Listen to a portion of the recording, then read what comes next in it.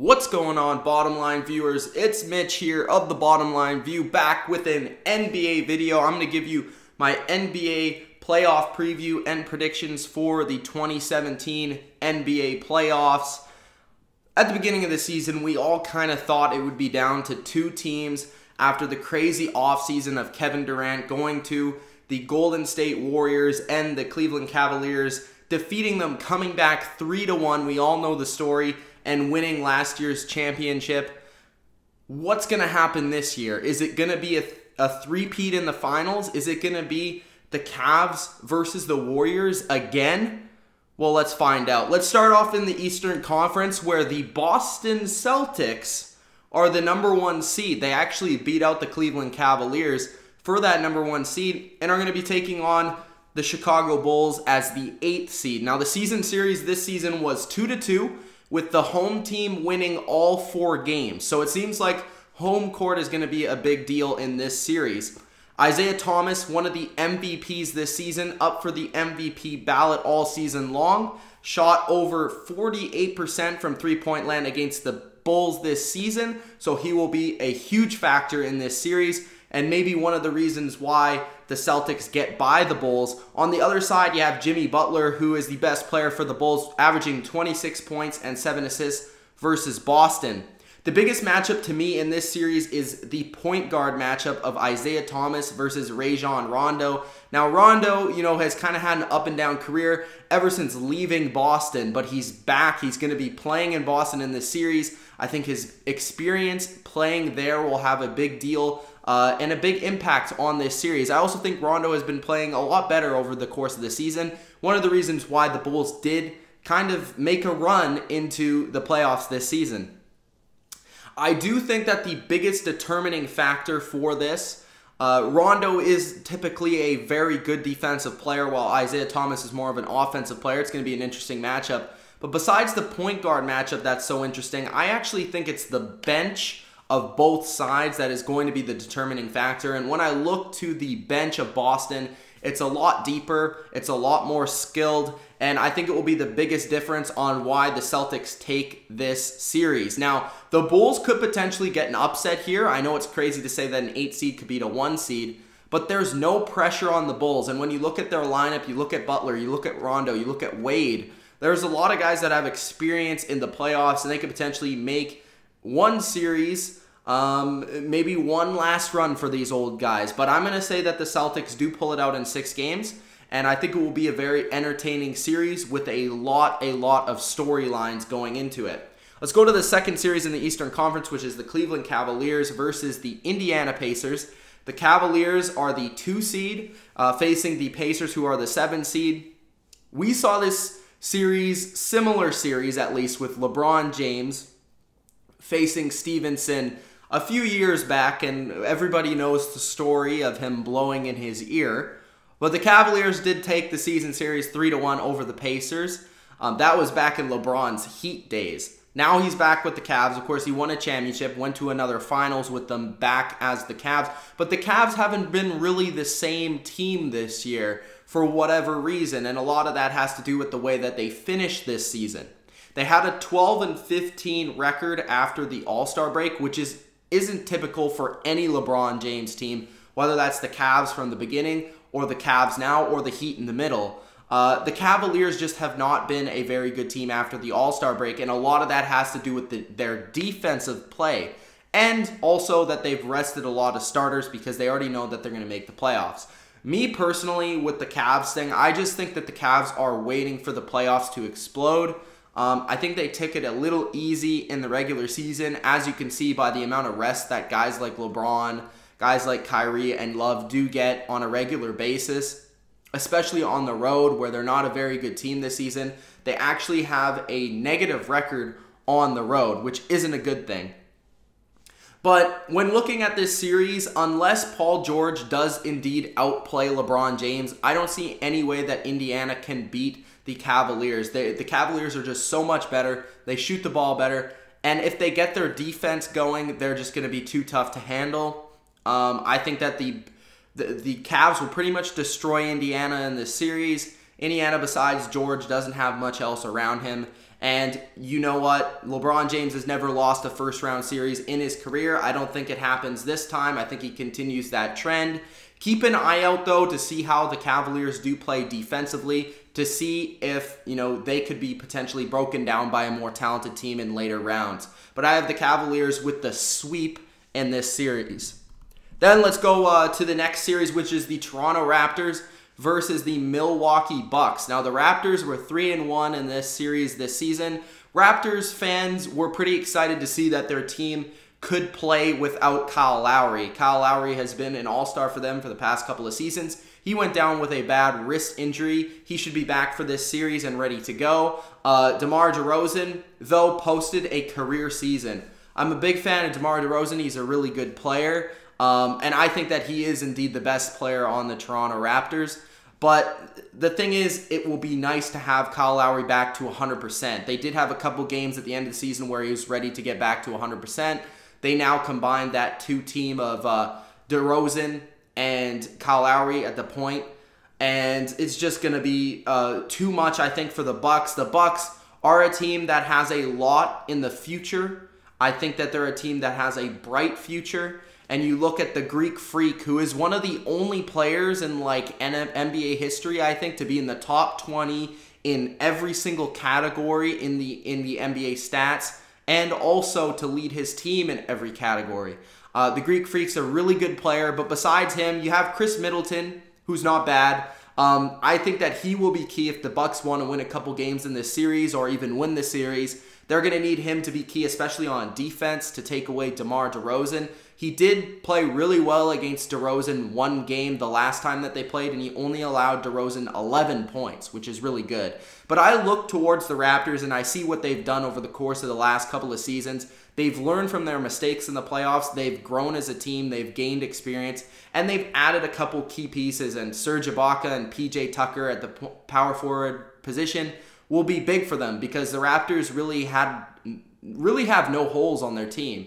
They're a deep team, and I just think that that's going to be too much for the Bucks. The Bucks do have a bright future, but I think that they do fall to the Raptors in 6 games.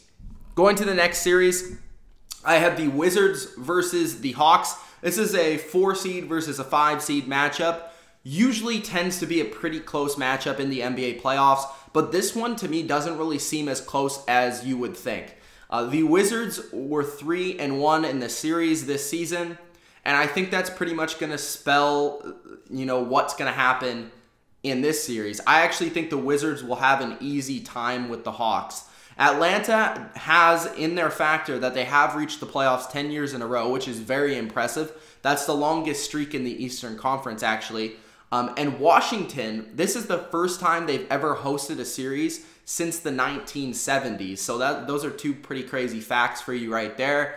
But getting down to both teams, I think if Atlanta is going to want to win this series, they're going to have to dominate the post, and that's with guys like Howard, and Millsap. I think both of those guys will have to be very, very key for the Hawks to win this series. The Hawks are an okay team. They always seem to slide into the playoffs, but they never really do a ton of damage, and I think that's pretty much the same this year. The Wizards are a team that I really like on the surface. They have John Wall, they have Bradley Beal, and those two guys combined at the point and the shooting guard positions are just really tough to stop. They average 46.1 points per game, and Wall averages 10.7 assists per game. Just a very dangerous offense that can score with anybody in the NBA. You add into the fact that Gortat down low will probably have a pretty good, if he has a couple good outings in this series, it's really going to spell disaster for the Hawks. So I think that the Wizards will win this one. I think it's pretty much a wrap that the Wizards will dominate this series, but we'll see. If the Hawks can dominate the post, like I said, then they'll have a chance. But I think the Wizards won't allow that. They'll score too many points, and they'll be too fast on the fast break to allow that to happen. So Wizards in 5. Now let's head over to the Western Conference in the first round. We have the Warriors versus the Trailblazers, the 1 versus the 8. The Trailblazers, they have 1 or 2 good guys. They're an 8 seed. I mean, they're not really going to contend with a team like the Warriors. The Warriors are absolutely loaded. They won this series 4-0. Portland does, though, have something in their factor. They have the best record in the NBA since the All-Star break at 13-3, which is pretty good. Kevin Durant, in his time as a Warrior facing the Blazers, has a 29.3 points per game in their 4 wins over the Trailblazers, and they all came before the All-Star break.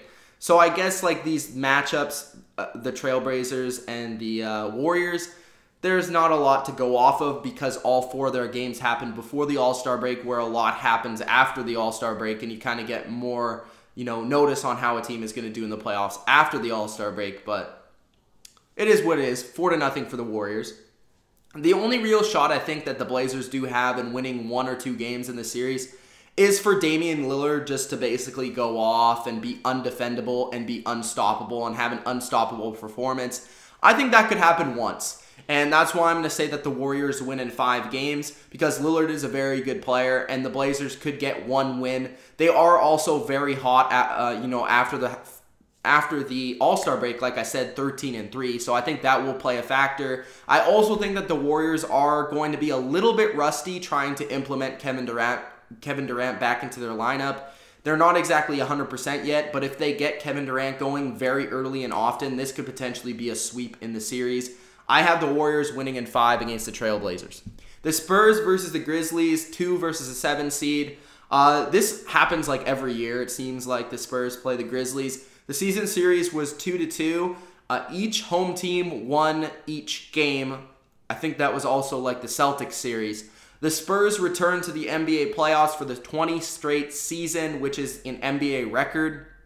This will be the 5th time that these 2 teams have met, and I believe that the Spurs have swept 3 of the previous 4 meetings against the Grizzlies. So this basically says that the Spurs, more often than not, dominate the Grizzlies when it comes to the first round.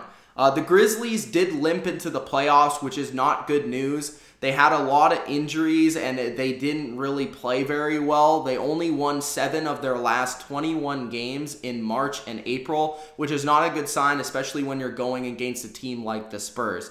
Pau Gasol will face Marc Gasol for the first time ever in the playoffs, which is pretty interesting. Mike Conley is a player that I do really like for the Grizzlies, and he's going to have to be absolutely key for them to win any games or even win this series.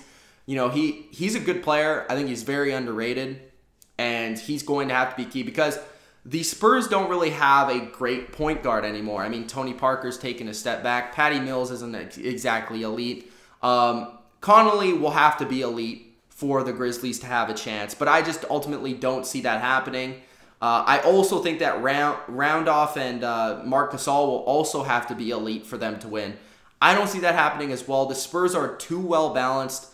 Kawhi Leonard is too good. I think he's going to dominate this series. I think it will be physical. I think this series, if you're into that, smash mouth type of style of basketball, get in the post and try and, score at will from there, this could be your series. This also could be more of a defensive series. I don't think it will be pretty, but I think at both ends of the court, the Spurs are just too good. I think that they'll take it in 5 games. Now let's go to the Rockets versus the Thunder, which is probably the series I'm going to be most excited for. Not because it's the 2 best teams, but it's arguably the 2 best players. You look at the Rockets, they won the season series 3-1 over the Thunder. They have maybe the MVP in James Harden versus probably the MVP in Russell Westbrook. This is a 3 versus a 6 matchup, the Rockets being the 3, the Thunder being the 6. All eyes, of course, will be on Russell Westbrook versus James Harden, who is the MVP. They will prove their case maybe in this series.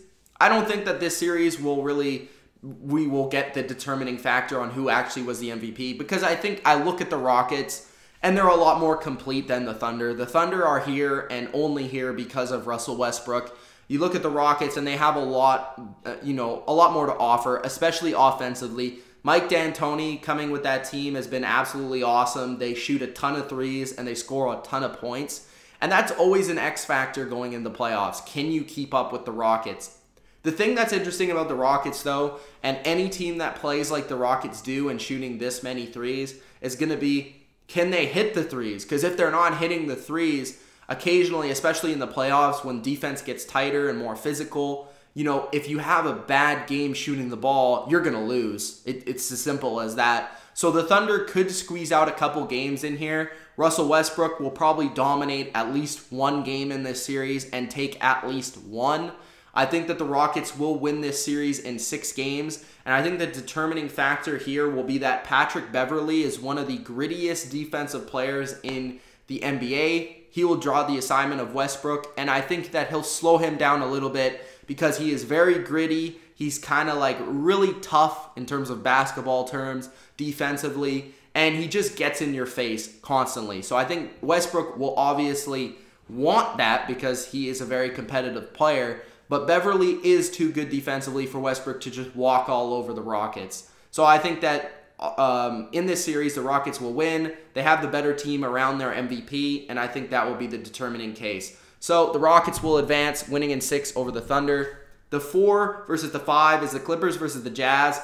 Not too interested in the series. The Clippers won the season series 3-1. I do really like Hayward on the Jazz. Really good player, great shooter. But I just don't think the Jazz have enough. I know that the Clippers tend to fold in the playoffs and tend to choke, but I think the Clippers have enough to beat the Jazz. I think the Jazz have been the team that a lot of people have been looking at for a first round kind of upset, but I think the Clippers are desperate to win a series, and they're at that point where a few of their players are going to head into free agency after this season. This could go one or two ways. Rather, they're already folding in and ready for the offseason, or on the other note, they're looking to make their one last run as a Clipper. So I'm banking on the second one. I'm banking on that they want to make that one last run as a Clipper.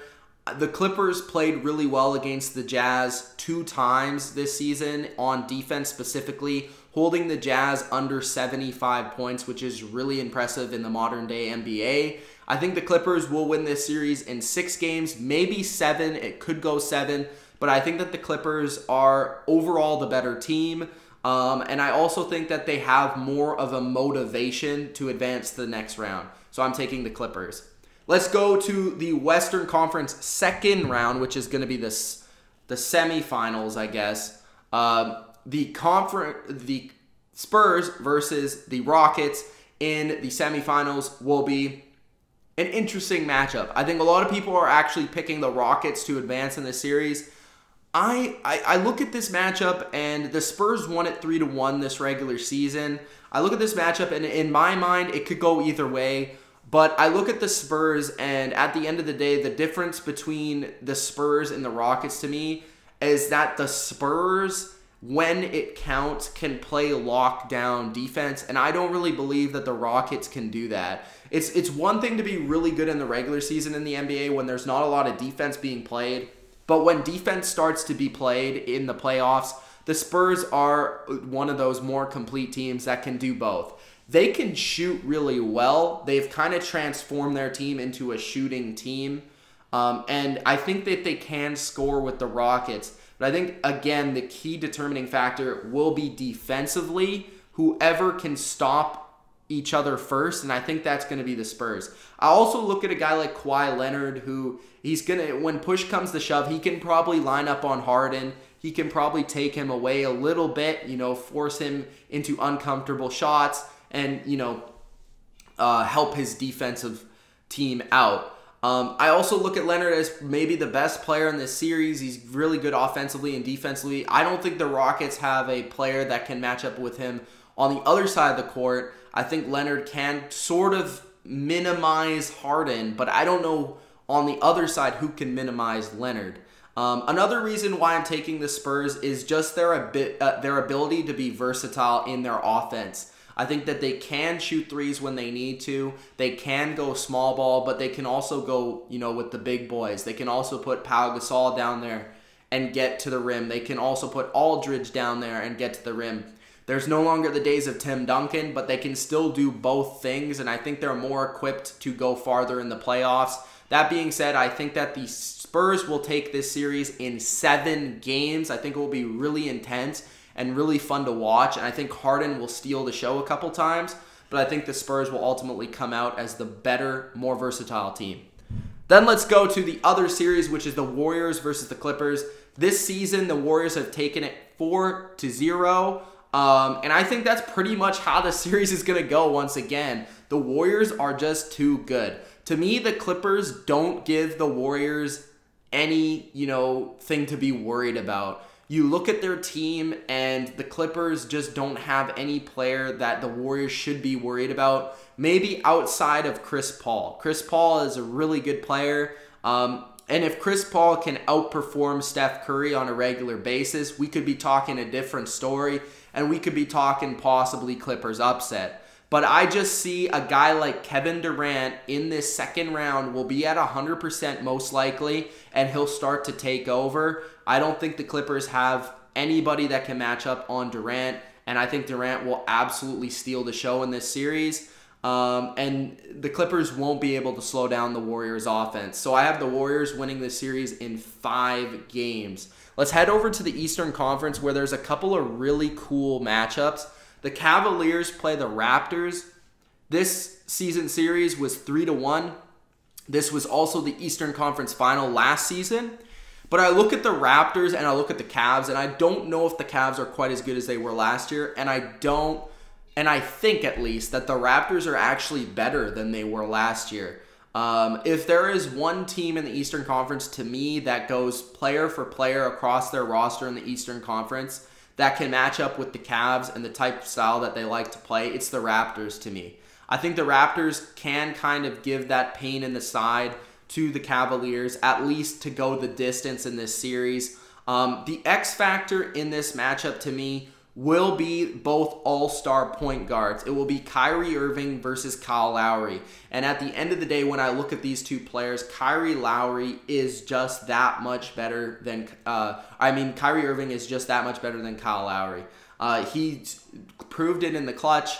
He's just so electrifying with his ball handling. He's a great shooter. He's done it game in and game out when they needed him to do it. And when I look at Kyle Lowry, it seems like he doesn't rise up in the big occasions in the playoffs, and I think that's going to happen once again. I think Irving will be the X factor as much as the Raptors will be focused on LeBron to take him away. I think Serge Ibaka will be a big deal in this series, and he'll have something to say about LeBron James dominating.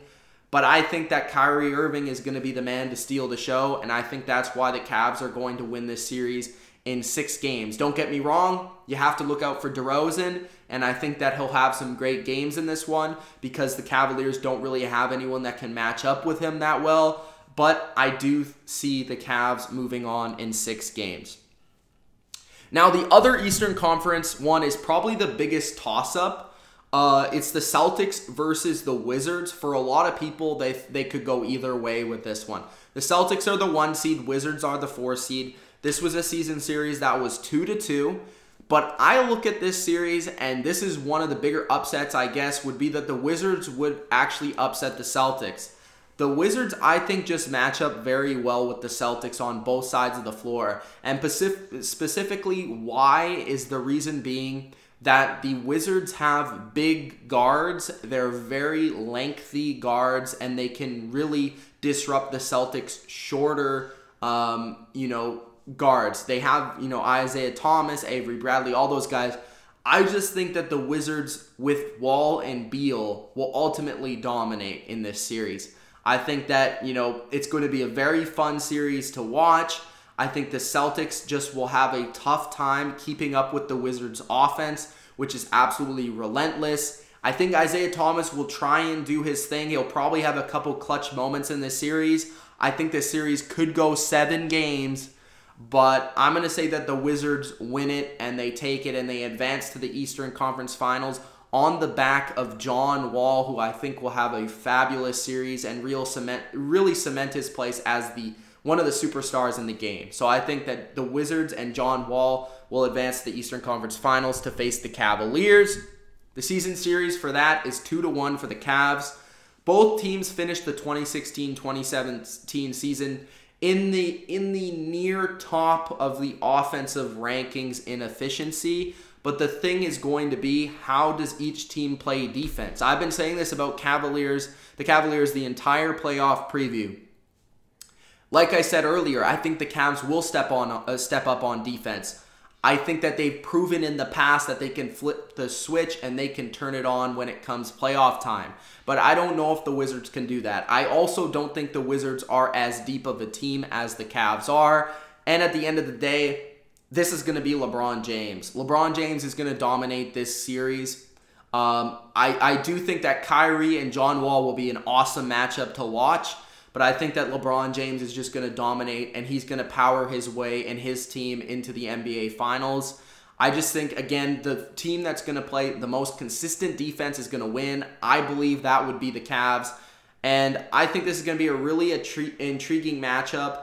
But when push comes to shove, LeBron James is going to get his team where they need to be. And also look out for Kevin Love to have a nice series in this one. I think the Cavs will win it in 6. Now let's go to the Western Conference Final, where a lot of people will be looking forward to this one. It's the Spurs versus the Warriors. The Spurs won this season series 2-1, but I don't really take that into account because really they didn't play each other at all at 100% at any point in the season. The conference finals will actually be the first time this entire season that these two teams play each other at 100%. And, it will be the best look at one another. The defense, defense kind of figures to be the way in the order of this series. Both teams were the 2 top teams defensively this season. It's kind of surprising when you talk about Golden State, but the Spurs are, the best team in the league defensively. The Warriors were right underneath them. But the reason why I like the Warriors here mainly has to do with age and legs. I know that's crazy to say, but the Warriors have 3 players who are in their prime. You look at Curry, you look at Durant, you look at Thompson. Those are 3 guys that are all-stars that are in their prime. You look at the Spurs, they have 1 all-star that's in his prime. Besides that, they have a lot of old-timers that are past their playoff prime. Gasol, Aldridge, Parker, Ginobili. Those guys are all older. Sure, they're still good players, but they don't match up with those 3 studs. And I think ultimately the studs of the Warriors will just be too much to handle for the Spurs. And I think the Spurs won't be able to keep up offensively. The Warriors are so good offensively. They can shoot the basketball like no other. And I think Kevin Durant once again is going to prove his worth. That Durant-Leonard matchup is going to be awesome to watch. But I think the Warriors will win in 6 games due to their legs and due to their offensive explosion. So I think the Warriors advance to the NBA Finals to take on the Cleveland Cavaliers. Obviously, it's a little boring. This is the three-peat for the first time ever in NBA history between the Golden State Warriors and the Cleveland Cavaliers. But from the very beginning, from last year, we kind of figured this was going to be the way of the NBA. I mean, these 2 teams are far and above the 2 best teams in the NBA, and I think that this series could offer something very special. You look back at the Christmas game that they had, that was really exciting. But I think the big story of the offseason was really Kevin Durant, and Kevin Durant going to the Warriors. And Kevin Durant, how is he going to do with the Warriors? Is he going to win his ring? And does it matter if he wins his ring with the Warriors, because now he's going to one of the best teams in the NBA, and he's not doing it himself. But you look at the Cavs and what they've added to their team. They've added Korver. They've added Deron Williams. They've added Derek Williams. They've added a lot of talent to their team. And a lot of firepower. And the Cavaliers, I think, can go toe-to-toe with the Warriors when it comes to offense and offensive input.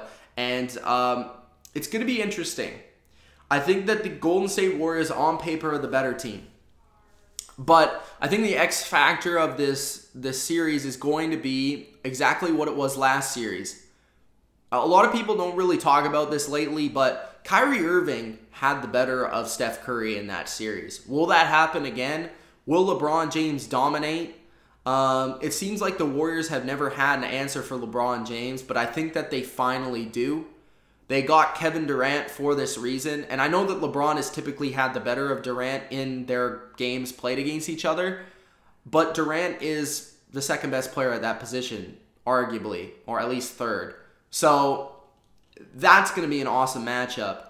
You throw in all the other players, and the one player that I think stands out above the rest that gives Golden State the advantage is Klay Thompson. There's no player, when accounting for every player on the floor, if you're looking at their starting 5, that it's going to be Klay Thompson versus Kevin Love. And when I look at the depth chart of both teams, you match up Kevin Love with Green, and that's kind of a fair matchup. But you look at Thompson, and you like, who is going to account for him? You have to account for Curry, you have to account for Durant, you have to account for all these players. I think Thompson is going to be the guy that's going to be the all-star of this series, and I think the Warriors will win this series in 7 games. Now, I think LeBron and Kyrie and those boys will have an awesome series. I think they'll push the Warriors to the limit. I think this will be an epic series, but it's just too overwhelmingly that the Warriors are just too talented. They have too many good players, and they've been too good of a team over the past 2 years to not say that they're going to win this NBA Finals.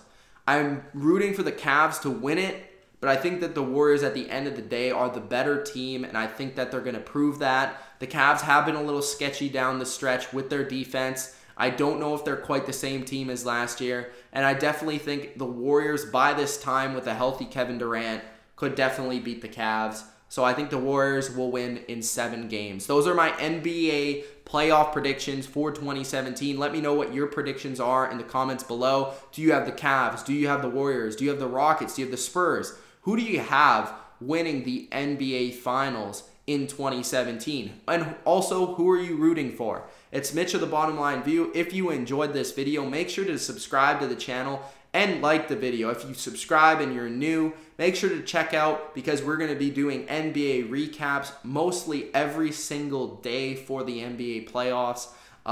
When it comes around to it, we're busy doing NHL playoffs right now, but once the NBA gets underway, we're going to do our very best to cover as many games as possible. So make sure you subscribe to the channel. We are the Bottom Line View. It's Mitch. Thank you guys for watching, and peace out.